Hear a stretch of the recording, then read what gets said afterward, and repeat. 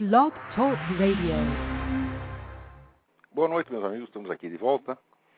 Vou começar hoje aqui com um e-mail que eu recebi da minha amiga Mina Karakushansky. Eu recebi através dela, mas esse e-mail está percorrendo o mundo. Começou numa faculdade em Haifa. E diz aqui o seguinte, que nessa semana na Inglaterra, toda e qualquer recordação do Holocausto foi retirada dos programas de estudos escolares, com a justificativa de que aquilo feriu os sentimentos da população muçulmana que nega o Holocausto. Daí eu vou ler aqui como está. Este é sinal de um desastre mundial que está por vir, uma evidência aterradora de quão facilmente os países cedem ao antissemitismo. Foi há mais de 60 anos o fim da Segunda Guerra Mundial, quando a Inglaterra não levantou um dedo sequer para salvar os judeus que eram massacrados pelos alemães. E agora está boicotando a Academia de Israel e removendo o Holocausto dos programas de estudos nas escolas. Este e-mail foi enviado para criar uma corrente em memória daqueles 6 milhões de judeus, 20 milhões de russos, 10 milhões de cristãos que foram assassinados, violados, queimados, mortos de fome e humilhados pelos nazistas. Agora, mais do que nunca, considerando os esforços do Irã e de outros em negar o Holocausto, é absolutamente crucial fazer tudo o que for necessário para que o mundo jamais esqueça. Este e-mail deverá alcançar pelo menos 40 milhões de pessoas ao redor do mundo. Junte-se a nós e torne-se um elo na corrente de memória por aqueles que passaram pelos terríveis acontecimentos do Holocausto. Então é o seguinte, eu recebi este e-mail, eu vou dar para vocês o endereço de e-mail da Mina, vocês escrevam para ela, peçam cópias disso e passem adiante esse negócio. Vamos chegar nos 40 milhões. O e-mail é o seguinte, Mina Karakushansky, esse MINAKarakushansky@gmail.com. Peçam cópias e passem isso adiante. Os que quiserem, evidentemente, né? Agora, se você está do lado do Ahmadinejad, então não precisa fazer nada. Agora, vamos contar essa história direito. O fato é o seguinte, não foi só a Inglaterra que não fez coisíssima nenhuma. Enquanto a Inglaterra não estava fazendo nada, estava lá, o primeiro-ministro inglês estava lá conversando com Hitler, achando que era um gentleman, um cavalheiro, perfeito cavalheiro, que jamais agrediria país vizinho nenhum. Aqui nos Estados Unidos, a turminha do Partido Comunista estava fazendo greve, tá certo? Logo em seguida começou a fazer greve para impedir que os Estados Unidos embarcassem armas e ajuda para a Inglaterra, quando ela, por sua vez, foi atacada pela Alemanha. O Stalin estava fornecendo não só armas e ajuda econômica, mas fornecendo um pedaço do território da União Soviética para que ali o Hitler refizesse o exército alemão, que estava proibido pelo Tratado de Versalhes. Em suma, não é que o pessoal não estava fazendo nada, o pessoal estava ajudando, estava todo mundo ajudando aquele sujeito a montar a ditadura alemã, tá certo? E a preparar toda a desgraça que logo em seguida se abateu sobre o mundo. Agora, depois que acontece, daí é todo mundo inocente. Ah, não fui eu. Ainda vem com aquela história idiota de que o Papa Pio XII não fez nada, quando ele foi o único que fez alguma coisa. Está lá na Rádio Vaticana, todas as gravações de programa que ele fez, ele não passava uma semana sem abrir a boca e falar desse assunto, enquanto estava todo mundo, né? Ou ficando quietinho, ou pior ainda, ajudando os nazistas. Na França era a mesma coisa. A esquerda francesa também achando que tinha que apaziguar, né? O pessoal da direita, como de Gaulle, achava que tinha que rearmar imediatamente o exército da França, porque sabia que o nego ia invadir lá. E o resto do pessoal, não, vocês são militaristas, vocês não são da paz, né?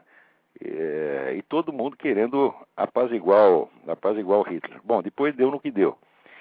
Então, agora, depois de passar 60 anos, hoje a Inglaterra parece que perdeu todo o senso de honra, né? E está se vendendo por qualquer dinheiro, porque lá não é qualquer dinheiro, também é algum dinheiro considerável. Tem muito dinheiro árabe lá. Mas não precisa vender a honra do país assim tão fácil. Como é que os ingleses chegaram nisso? Eles chegaram se demolindo a si mesmos através do multiculturalismo. Vocês leiam um livro do Peter Hitchens, H-I-T-C-H-E-N-S, Peter Hitchens, que chama The Abolition of Britain. Então, e daí vocês vão começar a entender isso aí. E também outro livro importante para entender isso é o livro da Bat Ye'or, B-A-T, Ye'or, I-E-O-R. O livro se chama Eurábia, quer dizer, não é só os ingleses que estão fazendo isso, está todo mundo fazendo. Então, para entender essa penetração islâmica, a coisa não é fácil, porque não foi na base da imigração. A coisa começa com a entrada de sociedades esotéricas islâmicas no começo do século XX, com uma ação muito discreta, muito sutil, foi tomando posse das cabeças dos líderes intelectuais mais destacados, sem que ninguém percebesse. Isso foi durante 50 anos. Depois começa a penetração econômica, e depois, por fim, vem a imigração maciça e todo mundo se fazendo de coitadinho com esse negócio de que eles são minoria discriminada, né, e que não podem ser contrariados. Né? Eu imagino você, por que ensinar o Holocausto deveria ferir a suscetibilidade dos imigrantes árabes? Foram eles que fizeram o Holocausto? Não fizeram. É verdade, era uma ajudinha para o Hitler, mas nem todos ajudaram. Então, eles não estão diretamente envolvidos nisso. Só porque você contraria uma coisa em que eles acreditam a respeito da história alheia, isso deveria humilhá-los profundamente. Né? Quer dizer, o sujeito, eu não acredito no Holocausto, mas como você diz que acredita, então estou mortalmente ofendido, estou sendo discriminado, tá certo? Quero indenização. Quer dizer, mas que putaria é essa? Quer dizer, por que tem que levar em conta uma coisa? Agora, pior é que esse prefeito de Nova York, esse tal de Bloomberg, que chama o Ahmadinejad para ir lá e no Marco Zero. Felizmente inventaram uma desculpa técnica para o homem não ir lá. Mas isso é uma cuspida na cara do país. Quer dizer, é claro, já está tendo protesto aqui, né? Tem Ahmadinejad go home, né? Ladrão, assassino. Então tem o pessoal fazendo passeata aí com os cartazes do Ahmadinejad para mandar o cara embora. Mas eu garanto que ele vai vir aqui, vai cuspir na cara dos Estados Unidos, e tem muita gente que vai achar bonito, vai achar lindo, né? Achar lindo porque o pessoal quer acabar mesmo, é a liquidação total. Assim como, né, já teve 60 anos atrás, já teve a liquidação política e militar da Europa, então agora vai ter a liquidação cultural, psicológica, vai acabar tudo. Né? Agora, tem os acontecimentos nacionais da semana que são muitíssimo interessantes. Mas para explicá-los, antes de comentar as notícias diretamente, eu vou me permitir ler aqui um pedaço para vocês de um capítulo do livro Em Preparação à Mente Revolucionária. É um capítulo que trata de Maquiavel, tá certo? E neste trecho você verá a estratégia, né, linguística e lógica de Maquiavel, que se tornou um elemento constante da mentalidade revolucionária. Onde quer que você veja qualquer iniciativa do movimento revolucionário, sempre estará por trás o mesmo tipo de lógica que o Maquiavel inaugurou aqui. É uma coisa meio sutil e vocês vão ter que ter um pouquinho de paciência.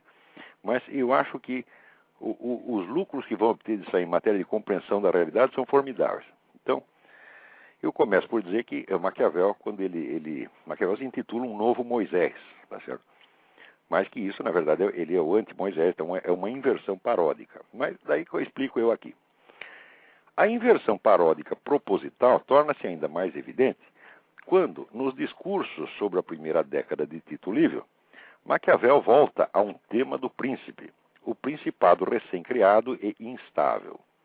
Como fará o novo governante para consolidar o seu poder? A resposta é que ele deve radicalizar a novidade da situação, virando tudo do avesso repentinamente, aspas, tornando os ricos pobres e os pobres ricos, tal como fez Davi ao tornar-se rei, o qual encheu os pobres de bens e enviou os ricos de volta sem nada. Esta última parte da frase, encheu os pobres de bens e enviou os ricos de volta sem nada, está entre aspas, por ser uma citação bíblica. Então, Maquiavel, primeiro, diz que o governante não deve virar a sociedade do avesso, tornando os ricos pobres e os pobres ricos. Segundo, diz que o rei Davi fez isso e ilustra este ato do rei Davi com a expressão bíblica, encheu os pobres de bens e enviou os ricos de volta sem nada. Continuando a leitura aqui. Nesse parágrafo há 3 detalhes altamente significativos. Primeiro, ele contém a única citação bíblica que aparece nos discursos sobre a primeira década de Tito Livio. Segundo, ele ilustra a conduta ideal do príncipe mediante o precedente bíblico da ascensão do rei Davi, mas expondo esse precedente não com o trecho respectivo do Antigo Testamento, que é segundo o livro de Samuel, capítulo 5, versículos 1 a 16, e sim com um do Novo Testamento, Lucas, capítulo 1, versículo 53. Versículo esse extraído de um contexto totalmente alheio ao episódio de Davi. Terceiro, da história de Davi não consta que ele fizesse nada de parecido com o que Maquiavel recomenda ao príncipe. Bem ao contrário, o profeta Natã o acusa de explorar o pobre e poupar o rico. Ao passo que nas palavras citadas do Novo Testamento, a reversão das posições dos homens não é atribuída nem a um rei nem a um príncipe, e sim ao próprio Deus. As palavras da Vulgata são exurientes implevit bonis et divitis dimissit inanes. Estas são as palavras com que Maria, após a Anunciação, celebra o Deus que escolheu a mulher humilde e pobre para ser mãe do seu filho. Aí não se trata, evidentemente, de proceder a nenhuma subversão da hierarquia socioeconômica, já que o privilégio concedido à Santa Virgem não tem como ser socializado entre os pobres. Não é possível que amanhã todos eles fiquem grávidos e mais ainda grávidos do Espírito Santo. Não tem como ser socializado entre os pobres, nem muito menos tomados dos ricos. Em suma, o episódio alegado para legitimar o conselho não tem nada a ver com o conselho. O trecho usado para ilustrar o sentido do episódio não tem nada a ver com o episódio. E as palavras citadas para explicar o episódio e o sentido do conselho não tem nada a ver nem com um nem com o outro. A hipótese que quase automaticamente deve ocorrer a alguns leitores de que Maquiavel talvez tivesse armado esse tamanho imbróglio por simples distração é inviável. Não só porque importaria em fazer do escritor meticuloso um monstro de desatenção, mas sim porque ele faz a citação em latim com precisão literal. A tripla falsificação, mesclada ao ponto de confundir todo leitor que não tem a prudência de conferir as fontes, ilustra o que Maquiavel quis dizer, que ele diz num dos trechos de um escrito autobiográfico, que ele ocultava a verdade sob muitas mentiras para tornar impossível encontrá-la. Então, este procedimento que Maquiavel ilustra nesse trecho é típico e permanente no movimento revolucionário. Quer dizer, tudo que esse pessoal faz tem assim, não é que tem uma mentira, tem várias mentiras superpostas, né, de modo a que você não identifique a verdade de maneira alguma. E eu vou ilustrar isso aqui com dois acontecimentos do Brasil desta semana. Né. O primeiro é aqui o manifesto dos sem mídia. Né. Um pessoalzinho que é ligado ali a revista Caros Amigos e a Carta Capital, né? Você sabe que esse pessoal da Carta Capital, Mino Carta, eles são tão pobrezinhos, eles sempre passam necessidade, então são sem mídia, né? Eles não têm uma revista, ele jamais dirigiu um jornal, ele nunca apitou nada, coitadinho, né? Então, o Mino Carta se o Mino Carta é um sem mídia, eu sou um sem programa no Blog Talk Radio. Mas, daí eles só fizeram manifestação lá na frente da Folha de São Paulo, né, exigindo, assim, informação verdadeira e imparcial. Né, um grupo de mais ou menos 100 pessoas, que o objetivo do protesto foi chamar a atenção para a falta de imparcialidade e pluralidade na grande mídia. Né. Então, o manifesto do Sem Mídia, organizado pelo blogueiro Eduardo Guimarães, do blog cidadania.com, segundo ele, trata-se de um momento pelo direito à informação correta, fiel e honesta. Né. Eu vou ler uns trechos aqui do manifesto. Vivemos um tempo em que a informação se tornou tão vital para o homem que passou a integrar o arcabouço de seus direitos fundamentais. Defender a boa qualidade da informação, pois, é defender um dos mais importantes direitos fundamentais do homem.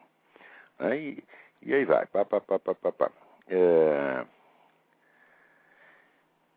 O lado perverso da mídia também se deve, por contraditório que possa parecer, à sua natureza privada, uma natureza que também deveria ser uma de suas virtudes.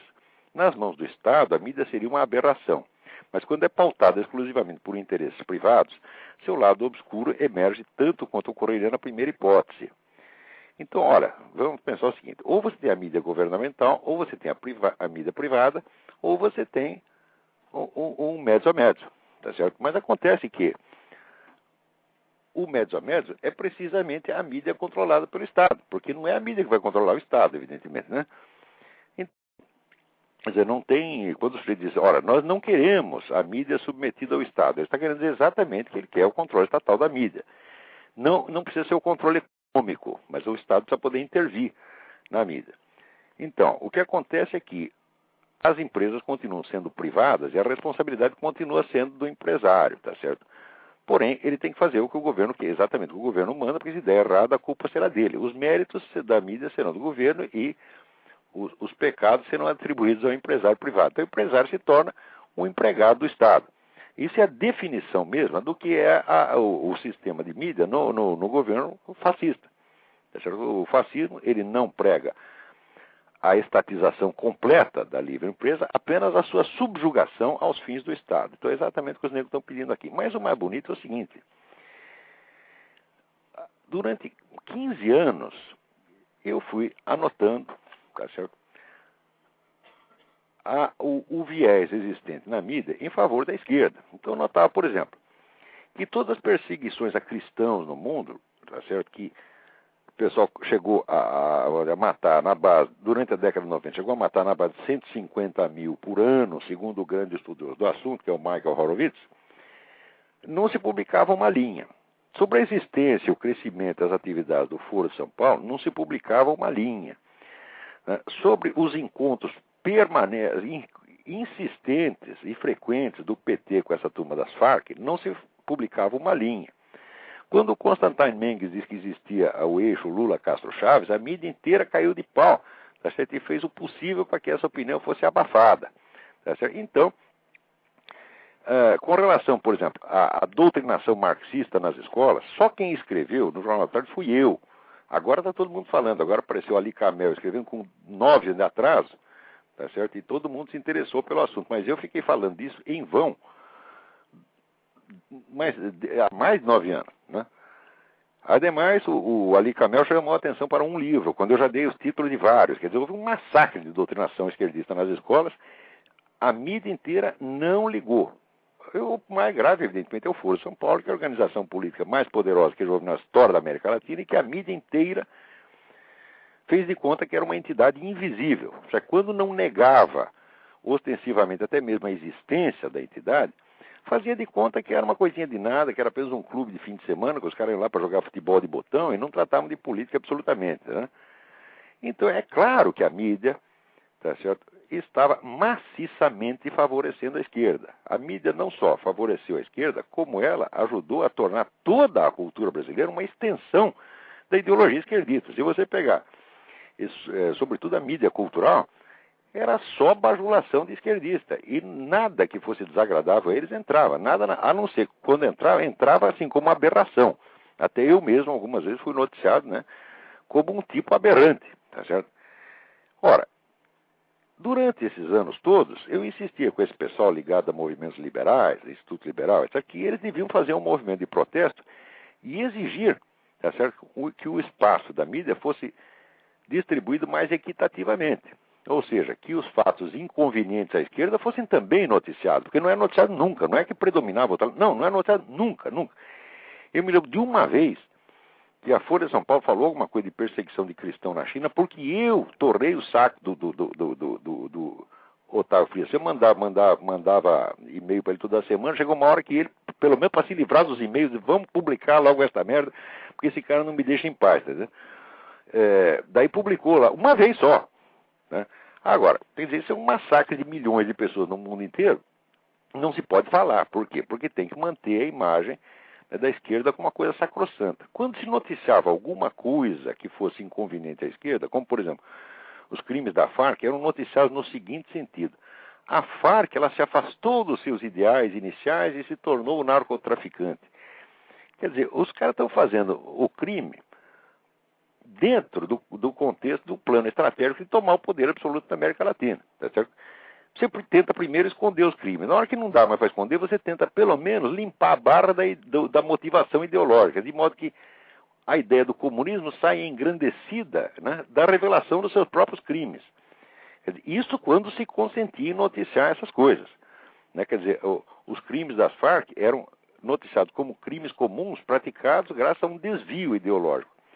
Quando apareceu aquele pessoal sequestrando brasileiro, o pessoal do MIR chileno, que é um braço armado do Partido Comunista Chileno, né, quando não deu para esconder, o que se fez? Não, eles se desligaram do MIR e decidiram agora se dedicar ao banditismo por conta própria. Mentira! O tal do Maurício Norambuena, que foi o sequestrador do Washington Oliveto, né, que toda essa putada jornalística esquerdista de São Paulo do Rio de que ele tinha se afastado do MIR. Logo em seguida aparece ele, quando ele foi libertado, aparece ele no Chile com a bandeira do MIR, na sede do MIR, dizendo: estou aqui, sempre estive, jamais saí, tudo isso que eu fiz foi a serviço do MIR. E ninguém do MIR desmentiu. Ou seja, quando se admite a existência do crime, se tenta apagar a pista ideológica, se tenta apagar a conexão essencial e permanente entre comunismo e criminalidade. Porque comunismo é ideologia de bandido, é ideologia de assassino. Roubar, matar, estuprar, sequestrar para essa gente é tão natural quanto respirar. Tá certo?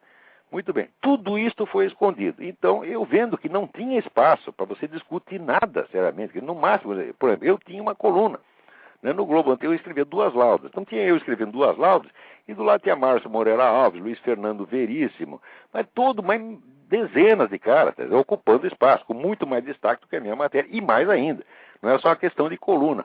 O noticiário era maciçamente esquerdista, de maneira que tudo o que eu dizia não era confirmado no noticiário, e as mentiras que ele falava, o noticiário vinha atrás. Quando, né, aquele safado aquele repórter até esqueci o nome do sujeito, apareceu com a história dos 2 terroristas que teriam sido mortos pelo exército. Caco Barcelos, isso, tem uns brasileiros aqui ouvindo o programa, não me deram dia. Caco Barcelos, né? Apareceu com aquela história de 2 terroristas que teriam sido mortos, assassinados pelo exército e depois botados dentro de um carro para simular um acidente, né? Eu demonstrei a impossibilidade física disso aí. A impossibilidade física, porque o carro deles tinha a marca de freagem do pneu no chão. Quer dizer, o sujeito estava morto. Como é que ele freou o carro, porra? Né? Apesar disto, Caco Barcelos continuou tendo a sua posição de destaque no Globo, ganhou 2 prêmios jornalísticos com essa mentira horrorosa. Né? E, em suma, você tinha lá a elite esquerdista que se dava muito bem com os marinhos, iam nos coquetéis, nas festinhas, tudo trocando beijinho, tá, né?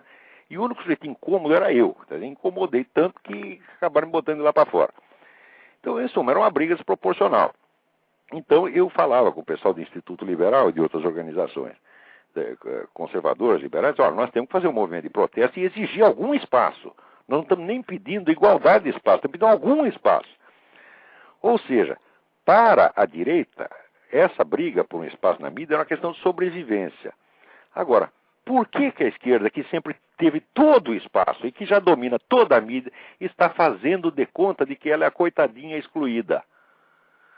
É porque o pessoal da direita não fez, eles decidiram, né, fazer. Só que para eles não é uma questão de sobrevivência, é uma questão de você partir de um poder que já é imenso para conquistar o poder absoluto. Quer dizer, o que eles têm na mídia não basta. Eles querem tudo. Eles querem 101, 102, 103%.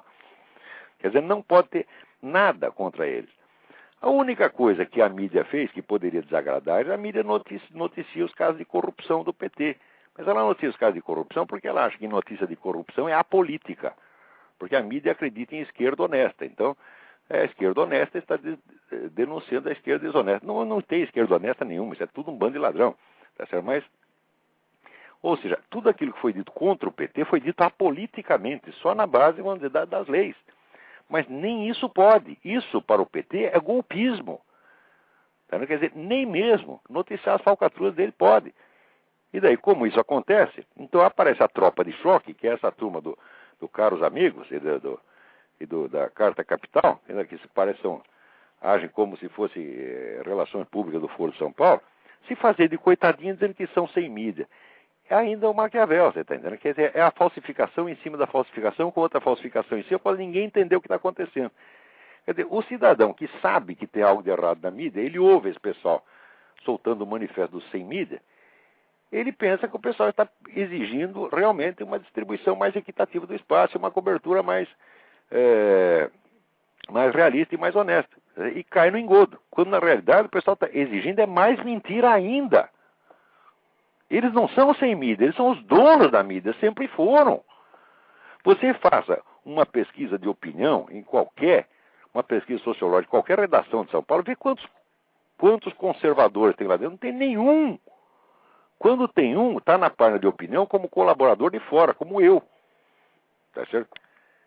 E estou lá sob protesto, né? Quer dizer, na Globo, chegou a haver protesto da redação quando me botaram lá dentro. Né? E daí o pessoal me aguentou lá, até aguentou por tempo demais, chegou uma hora que não deu mais, botaram para fora. Né?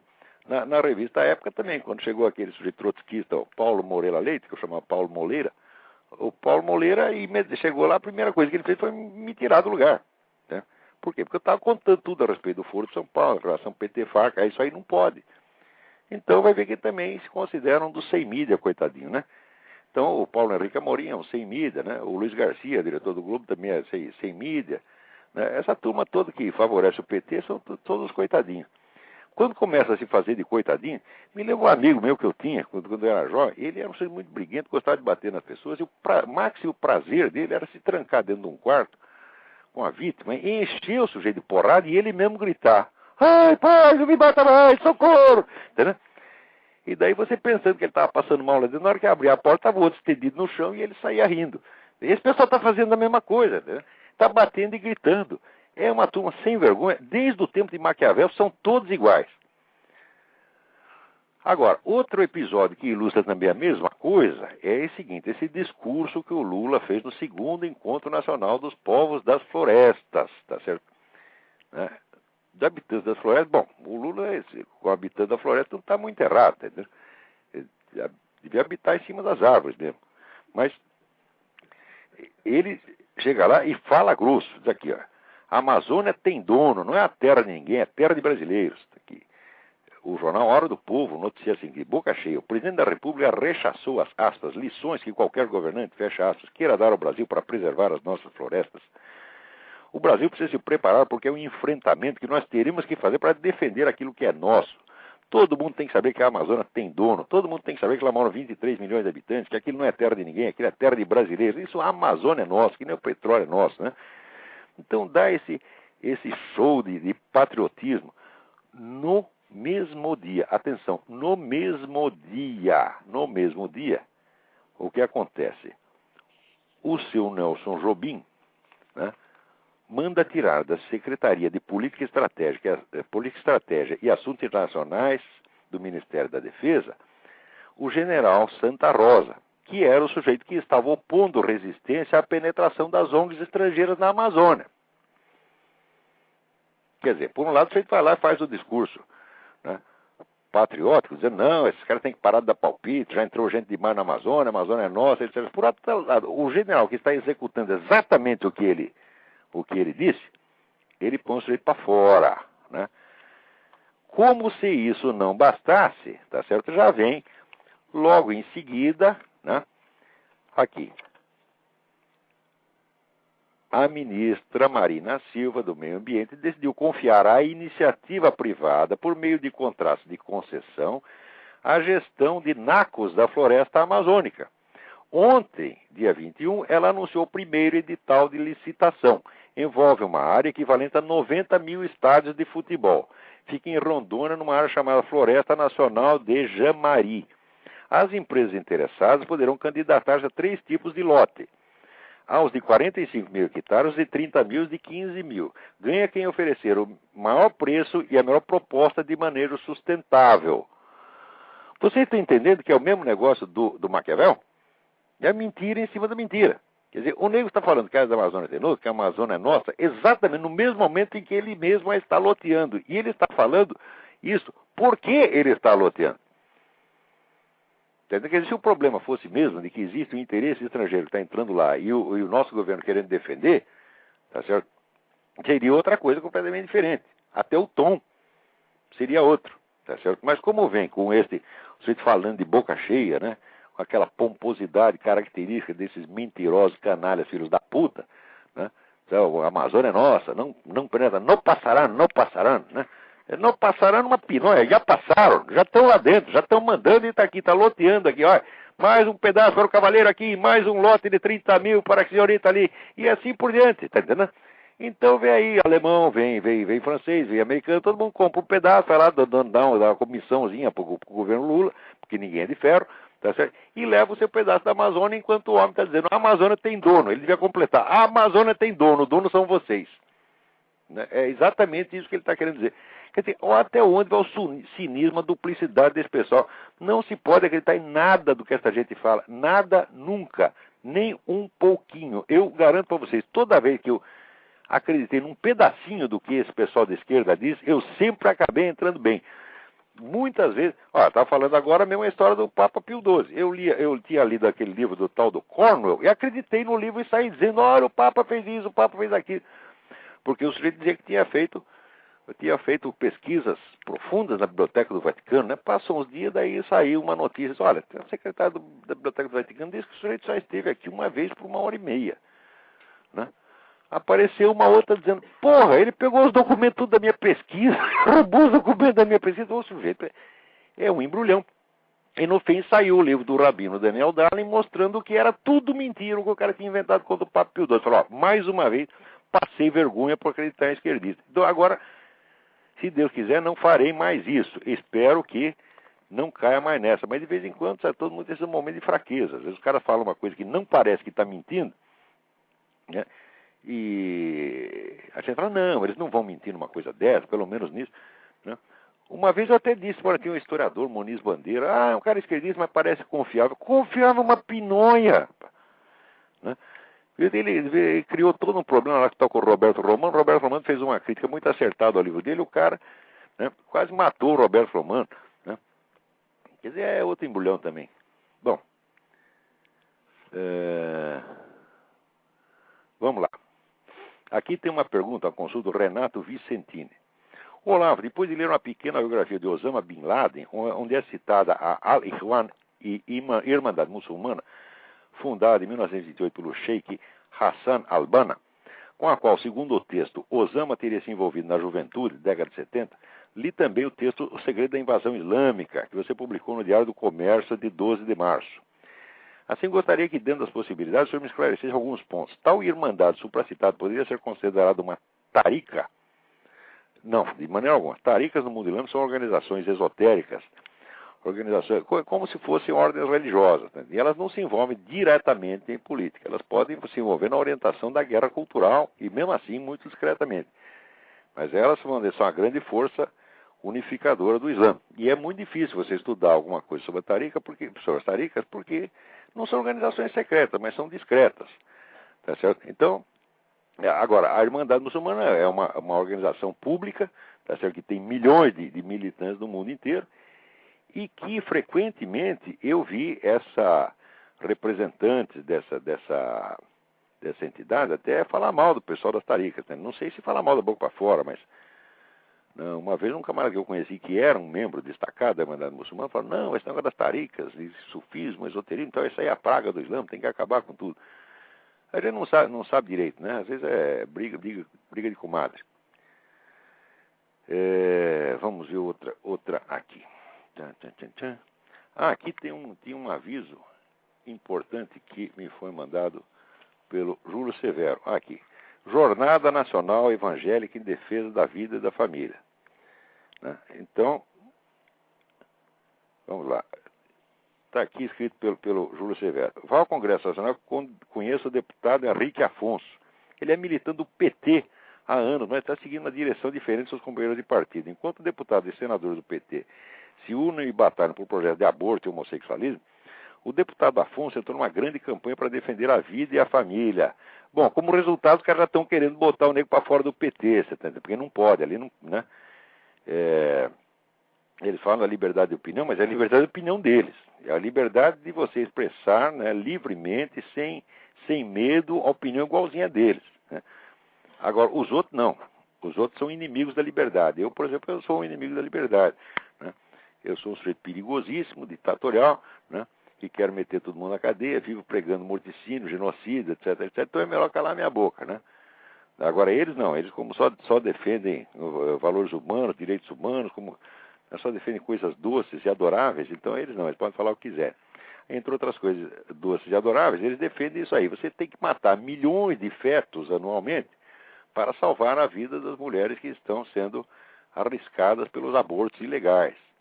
Quando você vai ver nas estatísticas do próprio SUS, o número de mulheres que moram nesses abortos ilegais é 7, 8 por ano. Quer dizer, para salvar 7, 8 mulheres tem que matar milhões de bebês. Isso aí é que é a doçura e os direitos humanos, tal como eles os entendem. O que é pior, né? Como apareceu já no Mídia Sem Máscara, a matéria que mandaram para mim, eu passei para o Mídia Sem Máscara, foi publicado, está lá a prova de que os caras que financiam as clínicas de aborto ilegal no Brasil, quer dizer, os grandes donos das clínicas de aborto ilegal são as mesmas organizações que estão subsidiando a campanha pela legalização do aborto. Quer dizer, eles criam o problema e depois fingem que estão querendo libertar você do problema. É o mesmo negócio do Maquiavel, você está entendendo? É a mentira superposta, né? E assim vai. Agora, mais ainda, quando você vê essas coisas de aborto, né? Liberação da pedofilia, né? Lei da homofobia, etc, etc. Tudo isso aí o que é? É um aprofundamento da técnica do Maquiavel. Porque o Maquiavel só falou em virar a sociedade do avesso do ponto de vista socioeconômico. Ele torna os pobres ricos, os ricos pobres repentinamente. Aí fica todo mundo louco, né? Agora, os caras aprofundaram isso, né? Eles querem tornar proibido o que era obrigatório o que era proibido. Quer dizer, então, daqui a pouco, por exemplo, esse negócio, começou agora já essa campanha sutil no começo, mas que vai crescer com o tempo, em favor da pedofilia.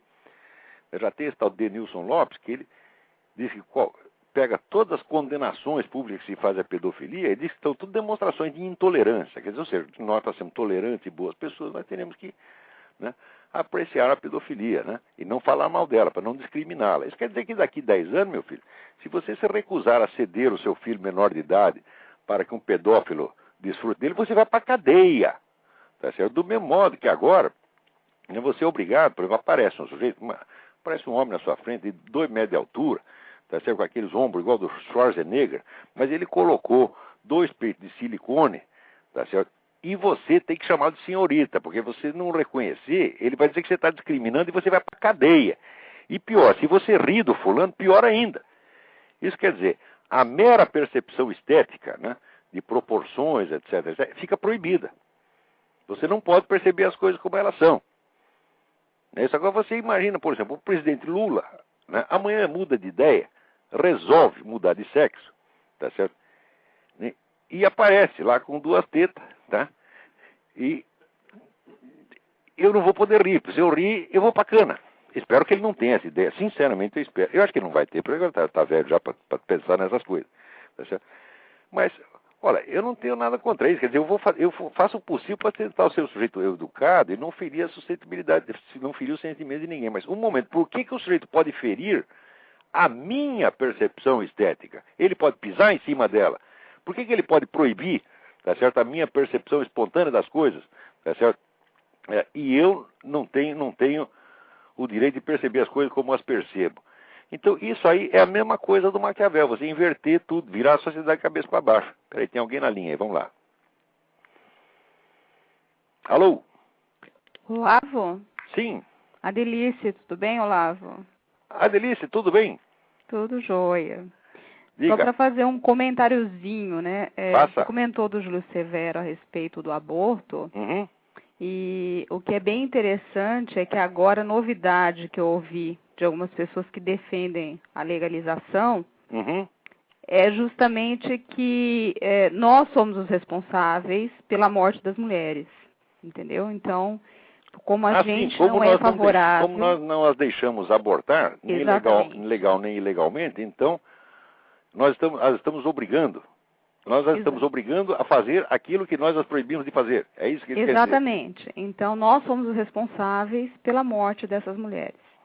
Entendeu? Mas então, é gozado. É uma inversão completa. Eu tenho uma parenta que anos atrás saiu com um sujeito, né?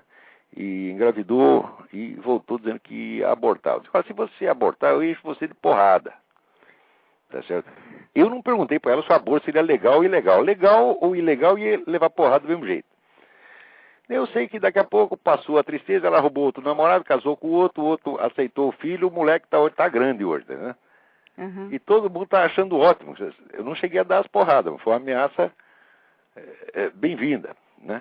Teve outra que, assim, que também engravidou e descobriu que o namorado era gay, né? E estava lá toda chorosa e tal, com problema existencial, e eu decidi levar o negócio da piada.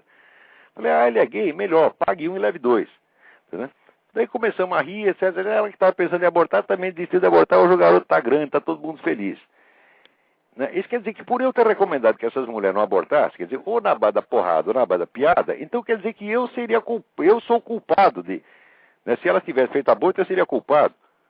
Exatamente. Então você seria culpado se acontecesse alguma coisa Quer dizer, com se ela. você fala contra o aborto, você é culpado delas terem realizado aborto. E se você fala a favor do aborto, você está libertando o aborto. Ora, é o Maquiavel de novo, quer dizer, é a inversão total. Exatamente. Bom, Olavo, parabéns aí pelo seu programa. Era só esse comentáriozinho, porque me chamou bastante atenção nesses últimos dias, essa inversão toda aí. Tá bom? Muito obrigado aí pela sua participação. Obrigado, até sempre. mais. Tchau. Então, antes que eu esqueça aqui, quarta-feira, dia 26 de setembro, vai haver uma aula do Seminário de Filosofia na Realizações, na rua França Pinto 498, em São Paulo. Quiser se inscrever, o telefone 011-5572-5363. É porque eu já estou ficando velho e gaga, então eu esqueço até de anunciar a mim mesmo, até o que é do meu próprio interesse. Então, antes que fique, né, minha mulher que me lembrou aqui, senão passaria em branco. Vamos lá. Tem mais alguém na linha aí? Não tem. Então vamos ver se tem mais alguma notícia aqui. Hã? Peraí, tem gente na linha sim, vamos ver quem é. Alô? Alô? Alô? Sim. Olá, tudo bom? É o Alfredo, tudo bem? Tudo bem, Alfredo. Estou aqui em Canérica aqui. Eu gostaria de fazer uma pergunta, eu vou fazer a pergunta e vou desligar logo para dar mais tempo aí. Eu tenho ouvido você falar do Maquiavel aí, e eu tenho visto, no Brasil a gente acompanhou muito isso, as pessoas fazerem a mesma coisa que ele fazia no pessoal da Teologia da Libertação, os padres. Esses são terríveis, né? Eu estava lendo um livro aqui, o nome do livro é The Art of Make Sense, é do Lionel Rube. Como é que escreve Rube? Como é que escreve o sobrenome do homem? É Ruby, R-U-B-Y. R-U-B-Y, Ok. E é um livro de semântica, né? E a gente não encontra nos escritos brasileiros, acho que eles, não sei se eles não conhecem, se eles não querem, eles não usam essas técnicas, essas técnicas de semântica, não se acham nos escritos brasileiros. Eu gostaria que você comentasse sobre isso, por quê? Se não é ensinado nas faculdades, ou se... Não sei, eles não respeitam nenhuma regra de semântica. Não, ao contrário, quer dizer, você vê, a Bíblia fala aquele negócio, bilíngues maledictus, maldito homem de duas línguas, mas isso aí já está ultrapassado, agora tem 3, 4, 5, 6 línguas, tá entendendo? Faz uma confusão dos diabos, e você nunca sabe onde é que eles querem chegar, e como você não sabe, você acha melhor obedecer, porque ele sempre parece saber mais do que você, ele sempre tem uma carta na manga, tá entendendo? Então, quanto maior a confusão, né, mais aumenta a autoridade deles. Porque se você pensar que o sujeito louco é inofensivo, não, o louco tem um poder, o louco tem uma penetração, o louco impressiona as pessoas, você acaba, tem uma autoridade, né? Quanto mais maluco, mais autoridade. E exatamente, olha, essa semana, eu estava falando um negócio aqui do discurso duplo do Lula, que diz uma coisa e manda fazer ao contrário, na mesma semana também está aqui, entrou em vigor a Declaração dos Direitos dos Povos Indígenas, e o Brasil assinou. Quer dizer, note bem, se os povos indígenas têm direitos nacionais, acabou a nacionalidade brasileira, pô, e esse é exatamente o programa da ONU. Quer dizer, a ONU está a fim de dividir esse negócio, criar 20 repúblicas indígenas, onde a autoridade internacional vigora. O Brasil aceita isso na mesma hora que está dizendo que não aceita. Quer dizer, por que o camarada faz isso? Ele faz isso porque você vai ficar desorientado.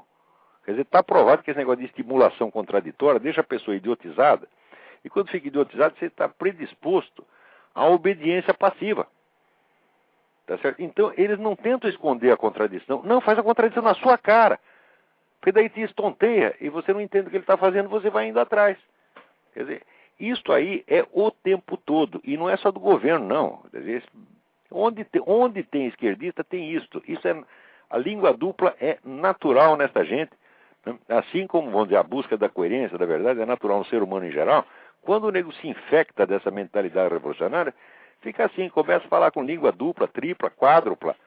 E não tem estudo de semântica que cure isso. Se ele estudar semântica, vai piorar ainda, vai aprender a mentir com mais perfeição ainda. Né? É um negócio terrível. Muito bem. Era isso então, Olavo, esse comentário sobre esse tipo de coisa que a gente não acha. Eles não têm assim, acho, um mínimo de coerência, né, no que falam, nem...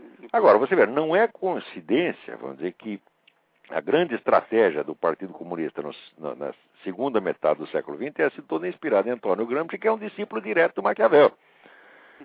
Com a diferença que tudo aquilo que o Maquiavel recomenda ao governante individual, o Gramsci recomenda ao partido. É o partido príncipe. Então, o que o PT está fazendo no Brasil é o programa inaugurado por Maquiavel. Você tem que enganar todo mundo, né?